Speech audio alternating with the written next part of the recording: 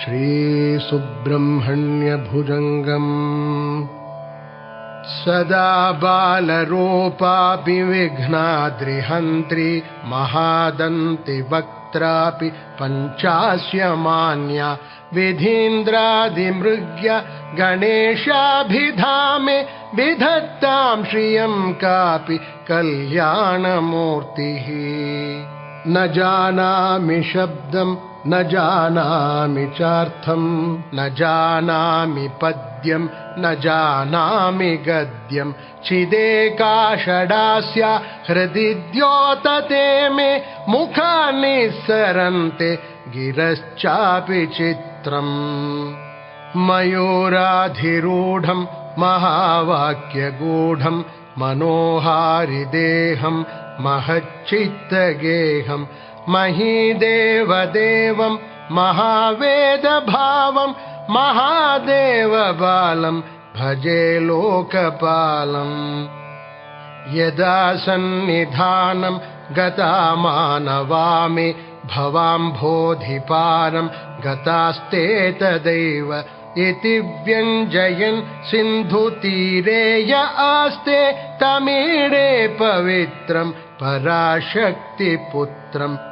यथाब्धेस्तरङ्गा लयं यान्ति तुङ्गाः तथैवापदः सन्निधौ सेवतामि इति वोर्मि पङ्क्तिर्नृणां दर्शयन्तं सदा भावये हृत्सरोजे गुहं तम्।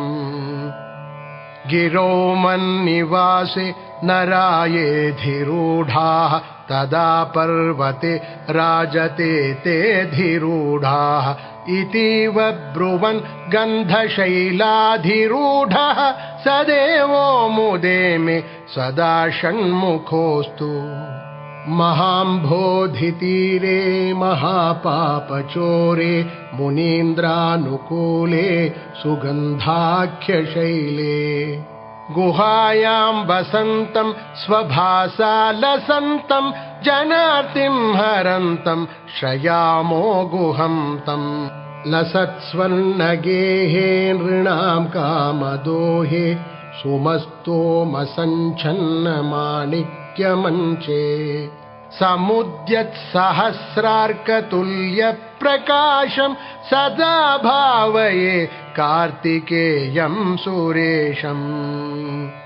रणध्वंसके मञ्जुलेऽत्यन्तशोणे मनोहारि लावण्यपीयूषपूर्णे मनःषट्पदो मे भवक्लेशतप्तः सदा मोदतां स्कन्दते पादपद्मे। सुवर्णाभदिव्याम्बरैर्भासमानां क्वणत्किङ्किणी मेखला शोभमानां लसद्धेमपट्टेन विद्योतमानां कटिं भावये स्कन्दते दीप्यमानाम्। पुलिन्देशकन्याघना भोगतुङ्गस्तनालिङ्गनासक्त काश्मीररागं नमस्याम्यहं तारकारे तवोरः स्वभक्तावने सर्वदा सानुरागम्।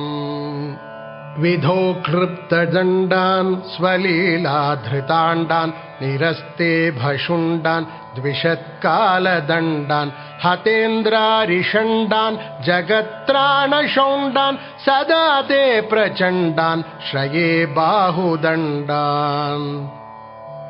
सदा शारदा षण्मृगाङ्का यदि स्युः समुद्यन्त एव स्थिताश्चेत्समन्तात् सदा पूर्णबिम्बाः कलङ्कैश्च हीनाः तदा त्वन्मुखानां ब्रुवे स्कन्दसाम्यम्। स्फुरन्मन्दहासैः सहंसानि चञ्चत्कटाक्षावलीभृङ्ग सङ्घोज्ज्वलानि सुधास्यन्ति बिम्बाधराणीशसूनो तवालोकये षण्मुखाम्भोरुहाणि।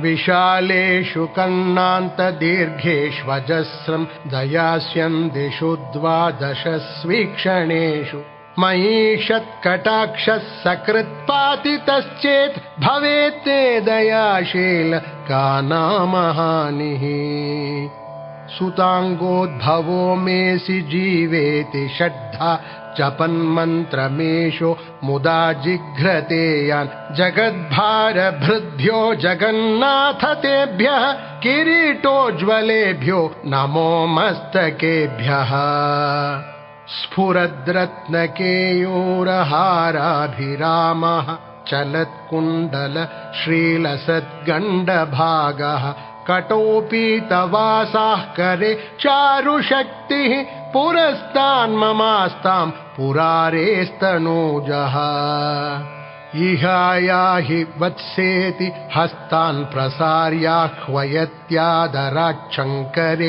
मातुरङ्गात् समुत्पत्यतातं शयन्तं कुमारं हराश्लिष्टगात्रं भजे बालमूर्तिम् कुमारेश सूनो गुहस्कन्द सेनापते शक्तिपाणे मयूराधिरूढ पुलिन्दात्मजाकान्त भक्तार्तिहारिन् प्रभोतारकारे सदा रक्ष मां त्वम् प्रशान्तेन्द्रिये नष्टसंज्ञे विचेष्टे कफोद्गारि वक्त्रे भयोत्कम्पि गात्रे प्रयाणोन्मुखे मय्यनाथे तदानीं द्रुतं मे दयालो भवाग्रे गुहत्वम् कृतान्तस्य दूतेषु चण्डेषु कोपात् दहच्छिन्धिभिन्धीति मां तर्जयत्सु मयूरं समारुह्य माभैरिति त्वं पुरःशक्तिपाणिर्ममायाहि शीघ्रम् प्रणम्या सकृत्पादयोस्ते पतित्वा प्रसाद्य प्रभो प्रार्थयेनेकवारम्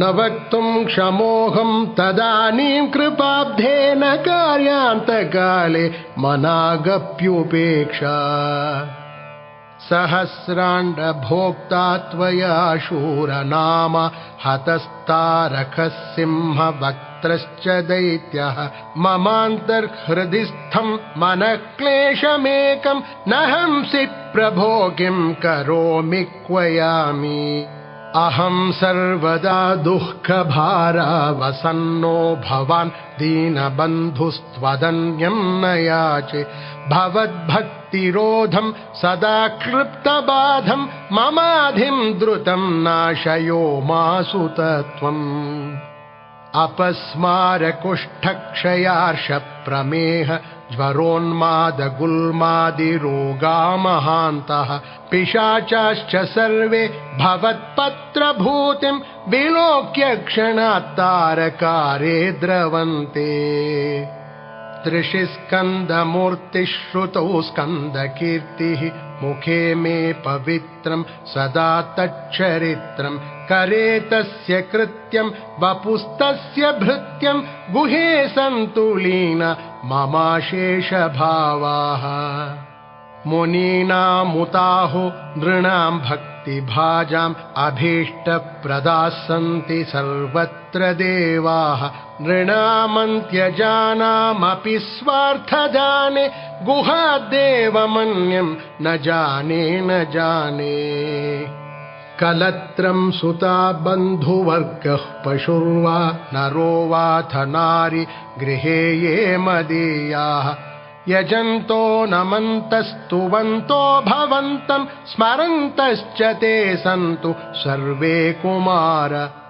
मृगाः पक्षिणो दंशकाये च जुष्टाः तथा व्याधयो बाधकाये मदङ्गे भवच्छक्तितीक्ष्णाग्रभिन्नाः सुदूरे विनश्यन्तु ते चूर्णितक्रौञ्चशैल जनित्री पिता च स्वपुत्रापराधं सहेते न किं देवसेनाधिनाथ अहं चातिबालो भवान् लोकतातः क्षमस्वापराधं समस्तं महेश नमः केकिने शक्तये चापि तुभ्यं नमश्चागतुभ्यं नमः कुक्कुटाय नमः सिन्धवे सिन्धुदेशाय तुभ्यं पुनः स्कन्दमूर्ते नमस्ते नमोऽस्तु।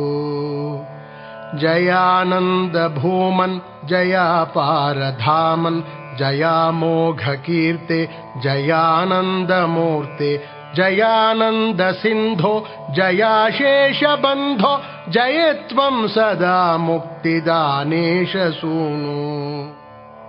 भुजङ्गाख्यवृत्तेन कृप्तं स्तवं यः पठेद्भक्तियुक्तो गुहं सम्प्रणम्य स्वपुत्रान् कलत्रं धनं दीर्घमायुः लभेत् स्कन्दसायुज्यमन्ते नरः सः लभेत् स्कन्दसायुज्यमन्ते नरः सः।